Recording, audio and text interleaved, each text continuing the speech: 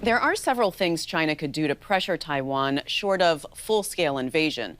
One of them is to cut the island off in a sort of blockade. What that would look like and how the U.S. and allies could respond is the subject of a report by Bradley Martin. He's a director and senior policy researcher at RAND. Brad, welcome to the program. I'm delighted to be here. I use the term blockade, but China doesn't see it that way.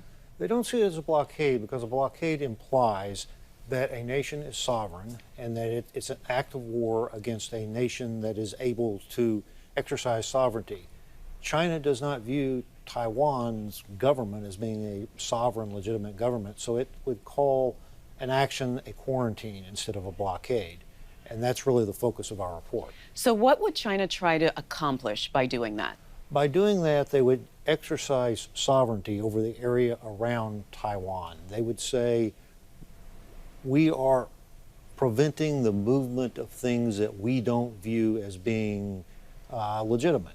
And they would be able to say to Taiwan, if you receive this, we're going to stop it, we're going to inspect it, we're going to treat it as if it were something coming into Shanghai. So really it's a power move. It's not so much that they're going to try to block, the flow of people, food. They're not trying to do that. Not in that stage of the quarantine. As a quarantine were imposed, instead of it being something to try to deny food or energy or something like that, it would, as you say, be a power grab by the People's Republic to say that Taiwan has no right to exercise control over what comes and goes into the country. So how easy would it be for China to do that? China has a very large People's Armed Forces maritime militia. It has a Coast Guard. It obviously has a very large Navy and conventional Air Force and that type of thing, but they really wouldn't need that for this particular evolution. They would be able to do this readily. It would obviously take them some time to organize, and they'd have to impose some rules of engagement and that type of thing. But this is not something that would be difficult for a large nation like China to execute. So then, Brad, why haven't they done it already, if it's so easy? I suspect the major reason is that they're looking for ways to continue to pressure Taiwan. They would prefer to take the softest possible approach. This would be the type of thing they might attempt if they felt like Taiwan was not serious about a reconciliation. It would be a case of them doing something, it's a step above just normal peacetime pressure, but short of an all-out war. So would a blockade, quarantine of Taiwan be enough to trigger a U.S. response? And then what about other allies? The U.S. would be constrained to answer China's actions. What this would involve is China imposing something that we've said we don't agree with. Some type of reaction would likely be necessary. This would best be accomplished if in the company of allies. So it would be an international response. How effective that response would be would depend on a lot of other things, like how well the United States exercised its diplomacy.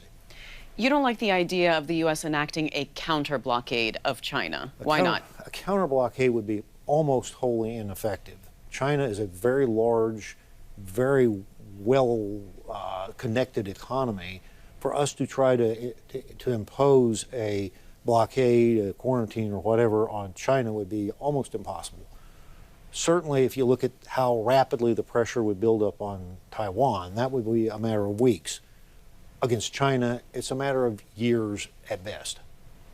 Well, let's talk about semiconductors. Yes. How big of a player is Taiwan in the semiconductor market, and what kind of impact would a quarantine of Taiwan have on the markets?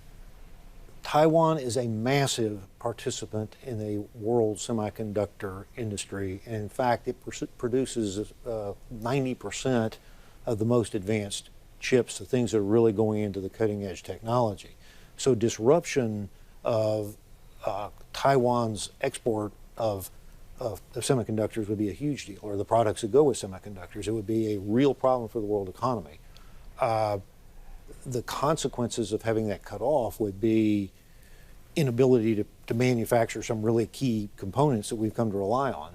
which we're really feeling right now. So what do you recommend to lessen the vulnerability of the global supply chain? There are several things that need to take place. One thing is that the United States and its allies, the rest of the world, need to be thinking about how we can find other sources of semiconductor production.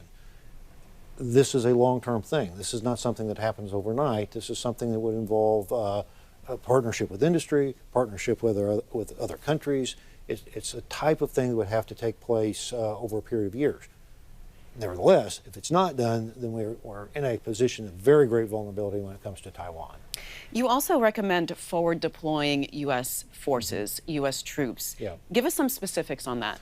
The specifics there are that if something like a quarantine is imposed and the United States wants to react to it, if it takes 2 or 3 weeks or a month for it to muster the force to at least present some sort of reaction, that's time that Taiwan is getting into steadily more dire straits.